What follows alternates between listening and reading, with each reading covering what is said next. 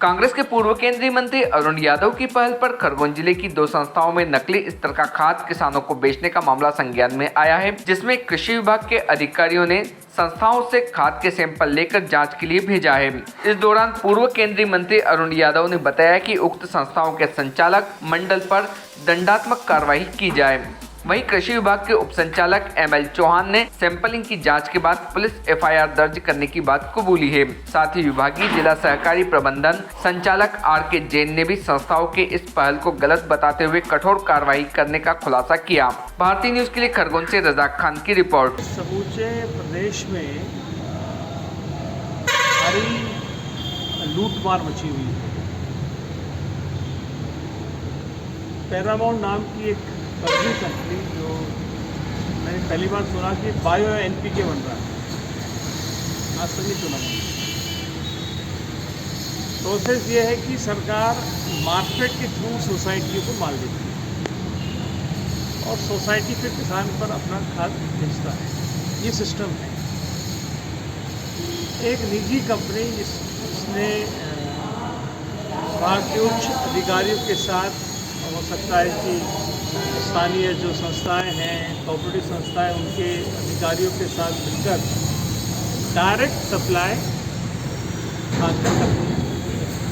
जब हमें जानकारी लगी तो हमने निराश कराया, आप लोग भी कल पहुँचे थे 2 साथी वहाँ पर, तो डायरेक्ट मैनेजर के साथ मिलकर यहाँ तक भी जानकारी लगी है कि टेम्बला के मैनेजर को 30,000 रुपये की रिश्वत और एक लैपटॉप गिफ्ट में कंपनी द्वारा दिया गया। नजूर में, टेम्बला में, जोगवाड़ा में, सेंधवा की एक और सोसाइटी में, बलवाड़ी में, धार की 5 सोसाइटियों में, राजगढ़ और कलेन की अनेक सोसाइटियों में ज़िले में और समूचे प्रदेश के अन्य ज़िलों में। तब हमने विभाग के लोगों को चेताया, कार्रवाई हुई और मैंने कलेक्टर से, SDM से, कोऑपरेटिव बैंक के MD से और कृषि विभाग के अधिकारियों से कहा है कि जिन लोगों ने नकली बीज प्रदाय करने का ज़रूरत की है किसानों के साथ, उनके खिलाफ FIR लॉन्च हो और उनको जेल की हवा आनी चाहिए। सोयाबीन का नकली बीज किसानों को प्रदाय किया जा रहा है। जो बीज हमें बीज निगम के माध्यम से 5-6 हज़ार रुपये का फेडरेशन का बीज मिलता था एक ज़माने में, 12,000 रुपये कुंटल में भी बीज उपलब्ध नहीं है। जो बीज आ रहा नॉन सर्टिफाइड है, कोई इस पर सरकार का कोई उस पर लेबल नहीं है, कोई स्टिकिंग नहीं है, बाज़ार में उपलब्ध है। जो काश्तकार बीज लेने जा रहा है, बेचने वाला कोई गारंटी नहीं दे रहा है कि इसकी बोने के बाद ये उगेगा, सबसे जर्मिनेशन होगा कि नहीं होगा। बिना बिल पे दे रहे हैं, बिना बिल का माल बाजार में उपलब्ध है। इस तरह का किसानों के साथ जो लूट है वो चरम पर मध्य प्रदेश में है। कृषि विभाग के मंत्री जी का तो आप सभी जानते हैं क्या हाल है।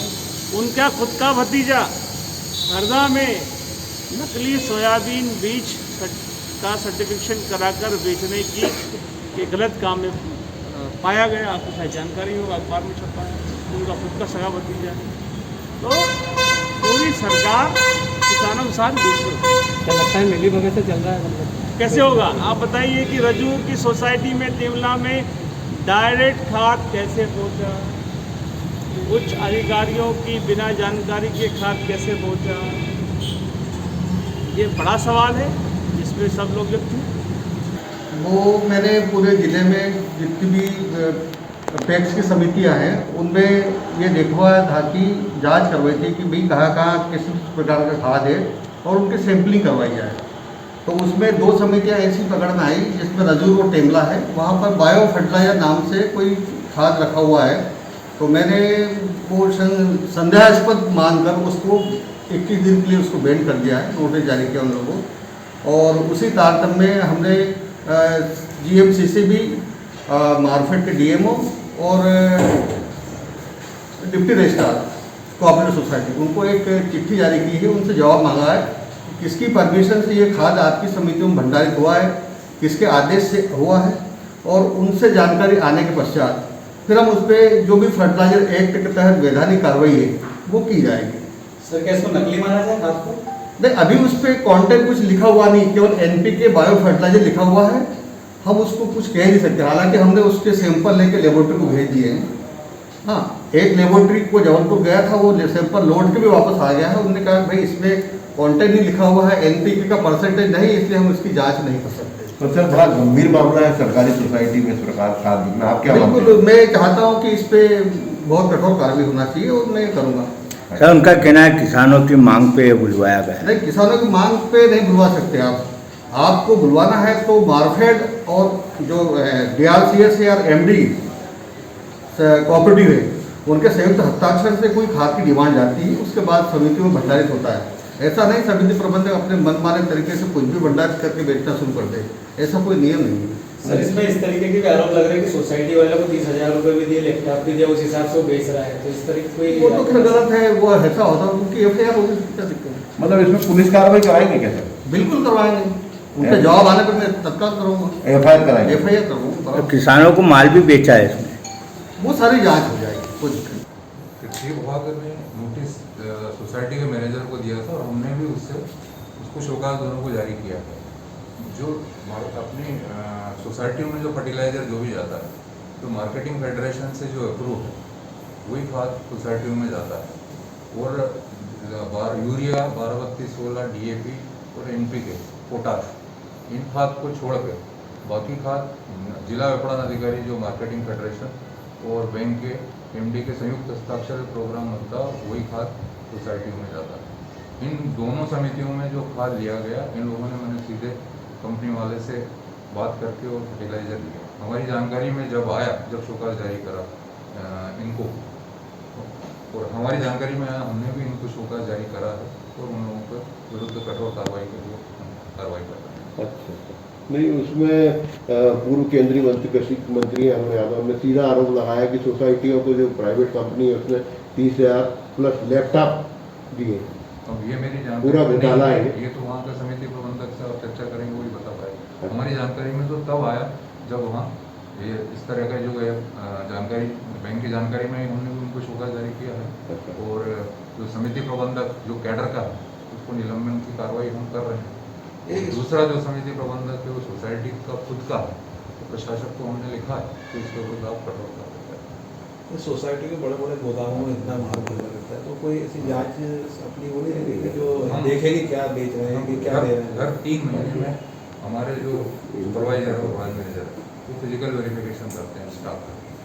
और जो भी शॉर्टेज होती है, ऐसा मामला वैसे ये जो है पहली बार सामने आया कि 2 समितियों में इस तरह का खाद, तो जिले में कभी भी कोई भी इस तरह का खाद कहीं भंडारण नहीं हुआ कि जो मार्केटिंग फेडरेशन से अप्रूव नहीं है। ये दोषी और लापरवाह कौन है इसमें?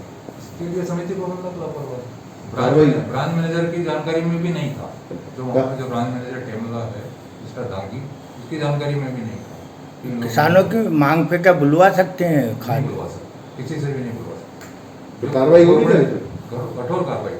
गवर्नमेंट की जो पॉलिसी है कि जो रजिस्ट्रार की जो पॉलिसी है कि मार्केटिंग फेडरेशन जो प्रदेश में है, उससे जो अप्रूव कंपनियां हैं उन्हीं का खाद समितियों में बिकेगा, बाकी जो अप्रूव नहीं है तो उनका खाद नहीं बिक सकता। माउंट कंपनी इंदौर एवं बाइक आर्गो कंपनी का कितने खाद आए हैं अपने पास? 556 में। आपके गोडाउन को कब सील किया गया था? किया क्या कोई कार्रवाई के लिए आए थे? कार्रवाई के लिए कृषि विभाग आए थे। कृषि विभाग ने पंचनामा बना के किसकी अनुमति से आपने खाद लिया था? किसानों की मांग अनुसार लिया। किसानों ने पूर्व में मांग की। कितना खाद आया और कितने किसानों को दिया आपने? 556 बैग आया, 226 बैग वितरण किया है परमिट पे। जिन किसानों को दिया उनकी सूची आपके पास मिल जाएगी? मिल जाएगी। अच्छा, आप किस किस कंपनी की खाद बेचते हैं? ट्रपको, इफको, सरदार, फिर NHL।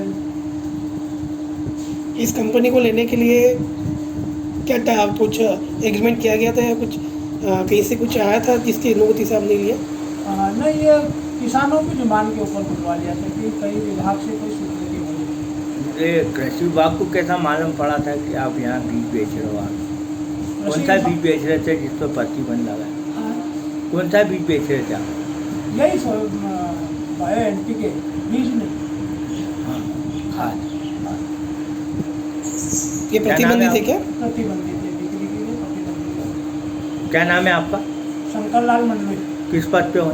शायद वो समिति प्रबंधक, इंचार्ज समिति प्रबंधक। Subscribe now to most exciting channel ever.